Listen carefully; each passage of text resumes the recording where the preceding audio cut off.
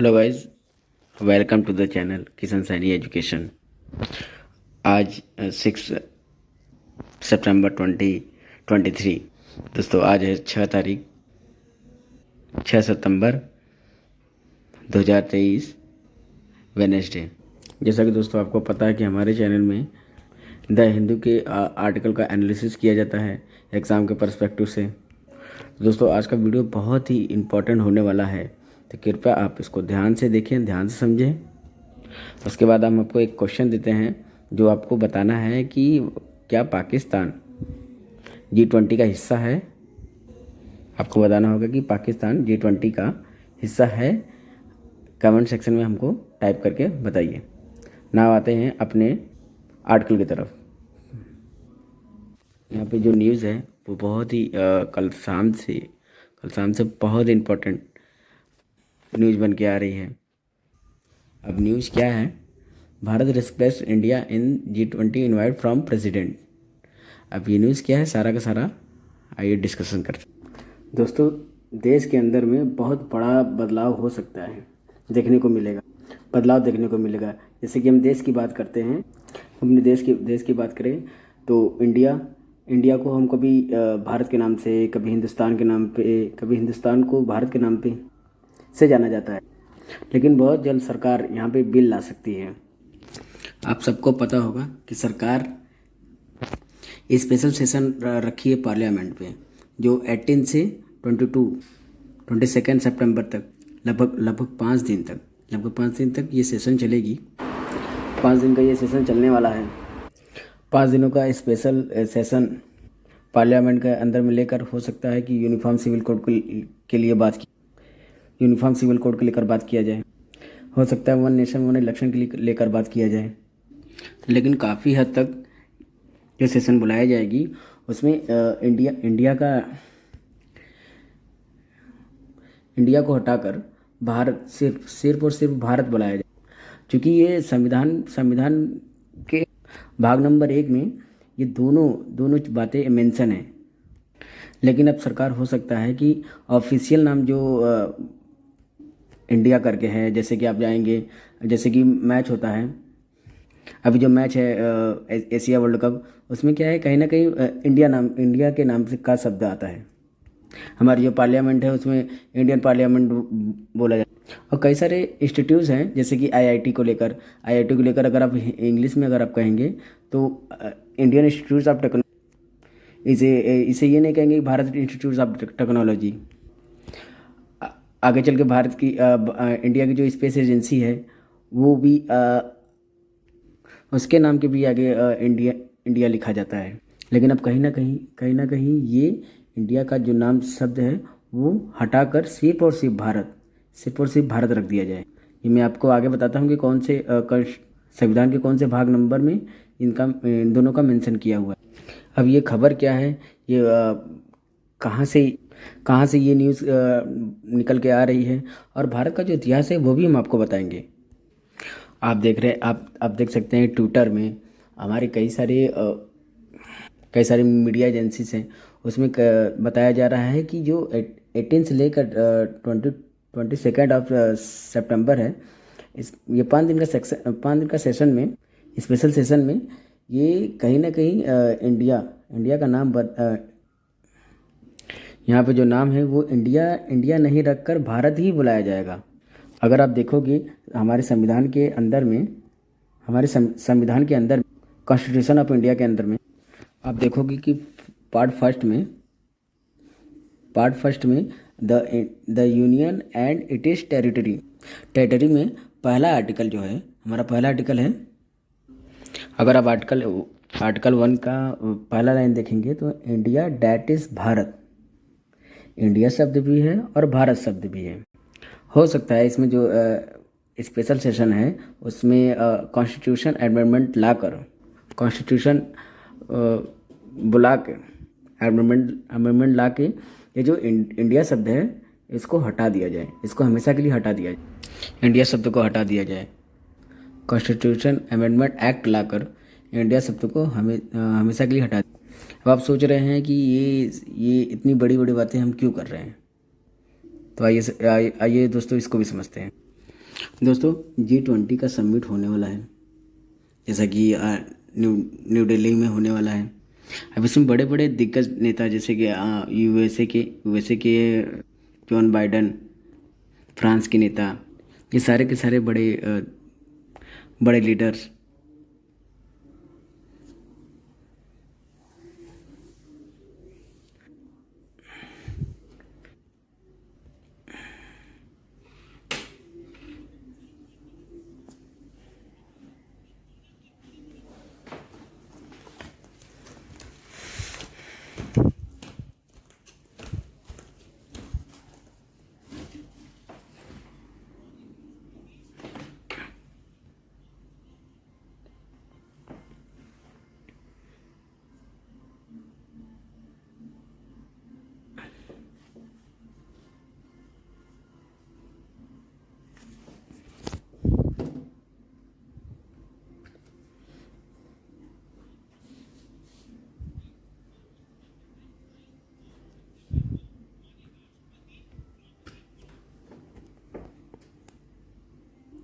Ninth of सितंबर को हमारी राष्ट्रपति द्रौपदी मुर्मू जी ये सभी को इनवाइट कर रही हैं, डिनर के लिए इनवाइट कर रही हैं। ये आप देख सकते हो कि डिनर का जो इनविटेशन है वो 9 ऑफ सितंबर को वो भेजा जा रहा है।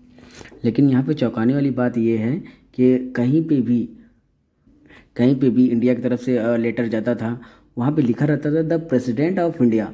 लेकिन यहाँ पर इस डिनर के निमंत्रण में द प्रेसिडेंट ऑफ भारत लिखा गया है। और ये पहली बार होगा द प्रेसिडेंट ऑफ भारत इसका भारत शब्द का प्रयोग किया गया है। नहीं तो इसके पहले जब भी निमंत्रण जाता था द प्रेसिडेंट ऑफ इंडिया के नाम से। और ये लेटर हमारे मीडिया में आया, सोशल मीडिया में आया, और कहीं ना वहीं पे अंदाज़ा लग गया कि अब बहुत जल्द अब जो इसका नाम है उसको चेंज करने की कोशिश की जाएगी।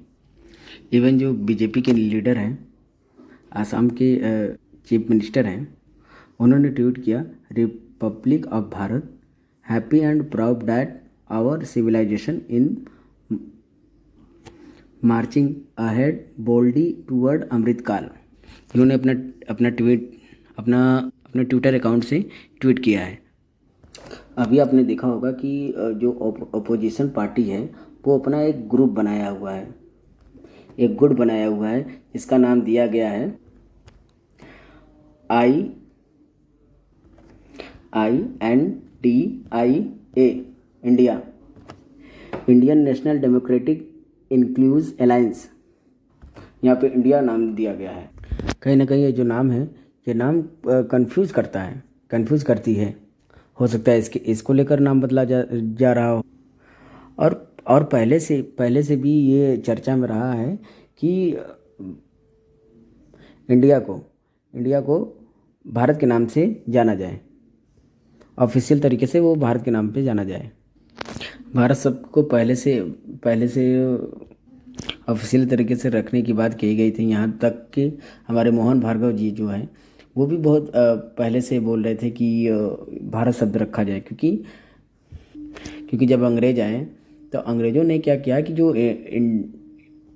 इंडस रिवर की इस पार के जो जितने लोग हैं वो उनको इंडियन के नाम से जानते थे। आप देखें पाकिस्तान में जो वो इंडस रिवर है, उसको इस पार के जितने भी लोग हैं उसको इंडियन के नाम पे जाना, भारतीय ना कहकर उनको इंडियन के नाम से जानते। तो लंबे समय से कहीं ना कहीं ये बात कही गई है कि इंडिया शब्द हटाकर उसे सिर्फ और सिर्फ भारत कहा जाए। और यहाँ पर अगर आप देख रहे हैं कि प्रधानमंत्री हो गए, PM हो गए, वाइस प्रेसिडेंट हो गए, कि यहाँ पे जो प्लेन है इनका जो प्राइवेट प्लेन है, यहाँ पे भारत शब्द का मेंशन किया है। पहले ये भारत शब्द लिखा हुआ नहीं आता था। और इसको स्पेशली इसमें कहा गया कि हमको भारत शब्द का प्रयोग किया जाना चाहिए। अभी जो राज्यसभा सेशन हुआ, मानसून सेशन हुआ, उसमें हमारे MP नरेश बंसल जी ने कहा कि कि हमारे कॉन्स्टिट्यूशन से इंडिया शब्द को हटा दिया जाना चाहिए। भारत जो है वो लंबे काल से जो हमारा भारत शब्द है वो एंशियंट ओरिजिन से के शब्द से लिया गया है। यह भारत शब्द हमारे महाभारत में देखने को मनुस्मृति में देखने को मिलेगा। और दूसरी तरफ जब हम इंडिया शब्द की बात करते हैं तो इंडिया शब्द जो आपको पता होगा कि इंडीज रिवर से डराइव होती है। इसने हमारे अर्ली सिविलाइजेशन में बहुत ही इम्पोर्टेंट रोल किया। उस समय आप देखेंगे तो जो हमारे ग्रीक हिस्टोरियन हैं उन्होंने इस टर्म को बहुत ज़्यादा पॉपुलराइज किया था। उसके बाद हमारे देश में ब्रिटिशर आए तो इंडिया शब्द को लेकर उन्होंने बहुत ज़्यादा। उसके बाद अगर आप देखेंगे तो इंडिया शब्द जो है बहुत ज़्यादा ही पॉपुलर होते हुए दिखेगा। इंटरनेशनल लेवल पर अगर आप देखें तो इंडिया के नाम से ज़्यादा जानते हैं, भारत के नाम से कम जानते हैं। इंडिया शब्द जो है वो कहीं ना कहीं ब्रिटिश के कॉलोनियन को बिलोंग करता है। हमको कहीं ना कहीं इंडिया शब्द को हटा देना चाहिए, छोड़ देना चाहिए। वैसे भी दोस्तों आपको बहुत ही इंटरेस्टिंग चीज़ बताने जा रहा हूँ कि जो योगी आदित्यनाथ जी हैं, जो उत्तर प्रदेश के चीफ मिनिस्टर हैं, 2024 में एक बिल लाते हैं। 2014 में एक बिल आता है। लोकसभा में यह एक बिल प्रपोज किया था कि हमको आर्टिकल 1 में से इंडिया शब्द जो है आर्टिकल 1 में जो इंडिया शब्द है उसको हटाकर हिंदुस्तान शब्द कर दिया जाए। और उनका भी आर्गुमेंट यही था कि यह इंडिया शब्द जो है वो सिंबल ऑफ स्लेवरी को रिप्रेजेंट करता है इंडिया। खैर यह बिल पास नहीं हो पाया। मैं आपको एक चीज़ बता दें कि ये केस सुप्रीम कोर्ट में भी गया था। सुप्रीम कोर्ट ने एक पिटीशन की सुनवाई की थी जून के 2020 के जून में। एक नमा नाम के पिटिशनर थे, उन्होंने बोला कि हमारे संविधान में ये इंडिया शब्द को हटा दिया जाए, केवल से केवल भारत शब्द का प्रयोग किया जाए। सुप्रीम कोर्ट ने कहा कि जब कॉन्स्टिट्यूशन में भारत शब्द का प्रयोग किया जा रहा है तो हमको इंडिया शब्द हटाने की कोई ज़रूरत नहीं है। ये सारा का सारा article rename India as Bharat को लेकर है। अब हम आते हैं अपने नेक्स्ट आर्टिकल की तरफ, जो ये बताता है कि जम्मू कश्मीर में इलेक्शन के बारे में। आपको पता है दोस्तों, जम्मू एंड कश्मीर को लेकर सुप्रीम कोर्ट में एक पिटीशन भी डाली गई है, जिसमें सुप्रीम कोर्ट सुनवाई कर रही है। सुप्रीम कोर्ट ने 16 दिन के सेशन में ये सुनवाई की है और अपना जो सुनवाई है उसे वो सुरक्षित कर लिया है। अब क्या है, जम्मू कश्मीर में 370 और 35A, ये 370 और 35A ये दोनों आर्टिकल क्या करते थे, ये स्पेशल स्टेटस देते थे जम्मू एंड कश्मीर को। और इन दोनों को आर्टिकल को रिमूव कर दिया गया है 2019। साथ में रीऑर्गेनाइजेशन एक्ट भी आया था 2019 में। रीऑर्गेनाइजेशन एक्ट क्या है का मतलब क्या है कि आपने जम्मू एंड कश्मीर को दो टेरिटरी में डिवाइड कर दिया। एक क्या है कि जम्मू एंड कश्मीर टेरिटरी हो गया और दूसरा क्या है कि लद्दाख टेरिटरी। अब क्या है कि जम्मू एंड कश्मीर और लद्दाख, ये दोनों टेरिटरी में लद्दाख के पास लेजिस्लेटिव असेंबली नहीं है, क्योंकि जम्मू एंड कश्मीर के पास लेजिस्लेटिव असेंबली है। जैसे हमारा दिल्ली है, दिल्ली में क्या है कि वो यूनियन टेरिटरी तो है, लेकिन साथ में लेजिस्लेटिव असेंबली भी है, जिसमें हर 5 वर्ष में चुनाव होते हैं। फिर ऐसी अपेक्षा जम्मू एंड कश्मीर को लेकर की जा रही है कि यहाँ पे भी इलेक्शन कराया जाए। अब इलेक्शन को लेकर कई सारे आर्टिकल लिखे जा रहे हैं। जम्मू एंड कश्मीर में लास्ट इलेक्शन 2014 में हुआ था। अब मांग क्या किया जा रहा है कि यहाँ पे इलेक्शन होना चाहिए, तब जाके कॉन्फिडेंस इन बिल्ड होगा जम्मू एंड कश्मीर का। इवन यहाँ पर सुप्रीम कोर्ट ने भी बोला है कि जम्मू एंड कश्मीर के अंदर में पंचायत वाले और लेजिस्लेटिव असेंबली की भी विधानसभा के इलेक्शन भी कराए जाएंगे। रीज़न सारे के सारे अलग अलग हैं। एक तो क्या है कि आपने स्टेट को बाइफरकेट किया है, स्टेट को बाइफरकेट किया है। उस पर्टिकुलर यूनियन टेरिटरी को क्या करना होगा, रीअरेंजमेंट करना होगा। बॉर्डर को, member of parliament, number of seats, boundaries, उनको आपको रीअरेंज करना पड़ेगा। दूसरा पॉइंट क्या है कि वहाँ के जो अलग अलग कास्ट के लोग हैं उनको भी लेकर एक बिल लेकर आए कि उनको क्या क्या रिजर्वेशन दिया जाए। उसको मद्देनजर रखते हुए उसको वहाँ पे बिल लेकर आ रहा है। उसके बाद क्या है कि तीसरा सिक्योरिटी में जम्मू एंड कश्मीर में और ज़्यादा सिक्योरिटी देनी पड़ेगी। तब उसके बाद में हम इसको इलेक्शन कंडक्ट करा पाएंगे। यूपीएससी के पर्सपेक्टिव से अगर आप रिलेट कर पाएँ तो यहाँ पे फार्मर जो हैं, यहाँ पे सबमिट जो हुई हैं, एम्प्लॉयमेंट, डेवलपमेंट, कम्युनिकेशन, ये सब सारी चीज़ें जब आप यूपीएससी में मेंस के एग्ज़ाम में अगर आप रिलेट करा पाएँ तो ये बहुत ही अच्छा आंसर पेपर आपका बन सकता है। दूसरी चीज़, जैसे जब आप टेररिज्म को रिलेट करा पाएँ कि यहाँ पे जो टेररिज्म है, जो एक पीढ़ी यहाँ पे वायलेंस दिखी है टेररिज्म को लेकर। यहाँ पे वायलेंस छोटे से लेकर बड़े हो गए, यहाँ की एक पीढ़ी ने वहाँ के टेररिज्म को देखा है। अगर ये सब सारी चीज़ें यूपीएससी के मेंस में अगर आप रिलेट करा पाएँ तो काफ़ी अच्छे से आप कर पाएंगे ना। दोस्तों, अब हम आते हैं अपने नेक्स्ट आर्टिकल की तरफ, ब्रिक्स में। ब्रिक्स यानी ब्राज़ील, रसिया, इंडिया, चाइना और साउथ अफ्रीका की ग्रुपिंग है। इसके अंदर में क्या हुआ है कि एक्सटेंशन हुआ है। इसमें क्या है कि छः कंट्री और इसमें ऐड हुए हैं। इसके नाम है Iran, Saudi Arabia and UAE. ये तीनों को अगर आप देखेंगे तो वेस्ट एशिया के देश। उसके बाद इजिप्ट, इथोपिया और अर्जेंटीना। ये सब लैटिन अमेरिका के हैं। इसके पहले अगर आप देखेंगे, सबसे पहले देखिए ब्रिक्स, फिर ब्रिक्स के ग्रुप में एक्सपेंशन, उसके बाद G20, अब C20 में सी जिनपिंग का ना आना। दोस्तों, आपने देखा होगा कि जब हमारा भारत आज़ाद हुआ तो उसके बाद दो महाशक्ति के रूप में दो ध्रुवी वर्ल्ड चलता रहा। एक तो हो गया USA और एक हो गया USSR, जिसे अब रसिया के नाम से जानते हैं। अब इसमें क्या है कि USA और USSR दोनों के बीच में शीत युद्ध होता है। अब शीत युद्ध के दौरान भारत के सामने एक बहुत ही परेशानी का सामना करना पड़ा। जैसे कि USA का कहना था कि भारत जो है वो हमारे साथ हो जाए, और USSR का कहना कि भारत मेरे साथ हो जाए।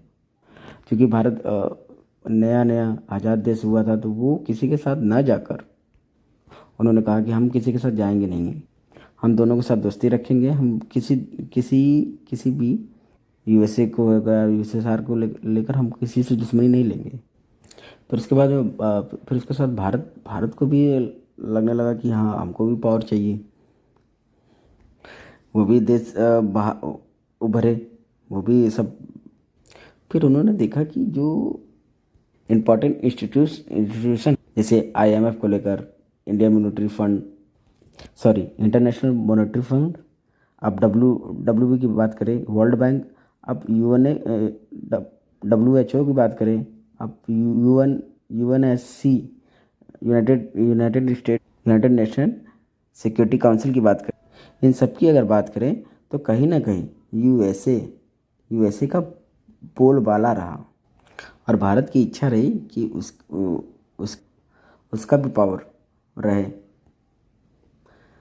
भारत के साथ साथ आपका रसिया का भी यही कहना था और चाइना का भी यही कहना था क्योंकि कहीं ना कहीं जो आपके ये इंस्टीट्यूशन जो आपको बताएं, आईएमएफ हो गया, डब्ल्यूबी हो गया, यूएनएसए हो गया, डब्ल्यूएचओ, ये कहीं ना कहीं जितने भी फैसले, जितने भी जो भी फैसला, वो यूएसए के फेवर में करेगा। खासकर रसिया के फेवर में नहीं करेगा। ये इशू हमेशा रहती रही है।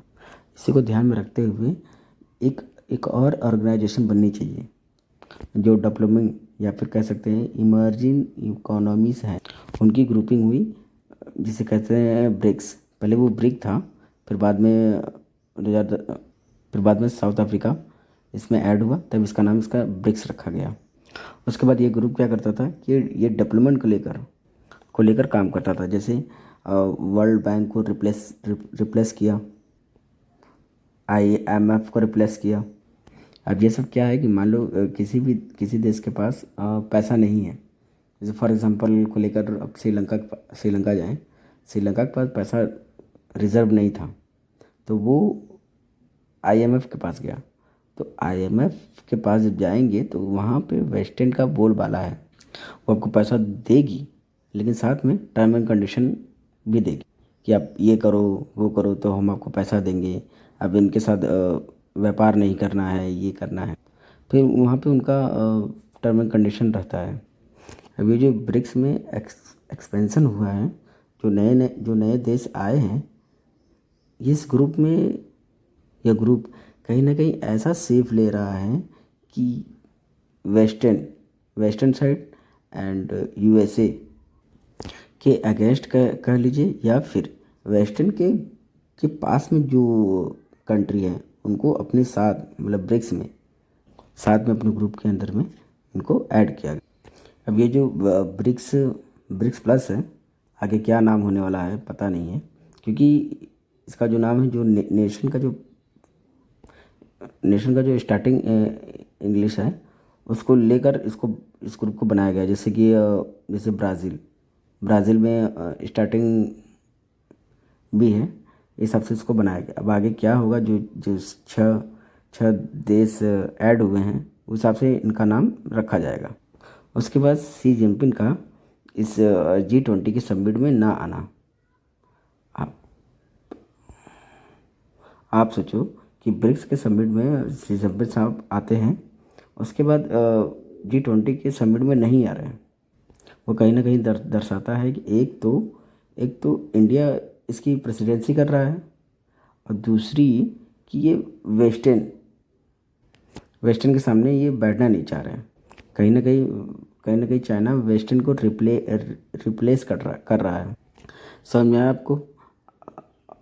अब एग्ज़ाम में इसी अप्रोच से आपको पढ़ना पड़ेगा। अगर एग्जामिनर पूछ दिया कि इंडिया चाइना रिलेशन के लिखने के लिए, तो इसमें आपको ग्लोबल साउथ का मेंशन करना पड़ेगा, United nation security of council को मेंशन करना। ठीक है, यहाँ पे आप इंटरलिंक कर पाएंगे और ये बहुत ही अच्छा ही क्वेश्चन बन पाएगा। ना आते हैं अपने नेक्स्ट आर्टिकल की तरफ। Next article, Myanmar when to be allowed to lead ASEAN in 2026 in blow of journal। अगर आप देखेंगे स्टार्टिंग से देखेंगे तो म्यांमार में क्या है कि पॉलिटिकल इंस्टेबिलिटी रही है। क्या है म्यांमार में पहले आर्मी की लीडरशिप रही, उसके बाद पॉलिटिकल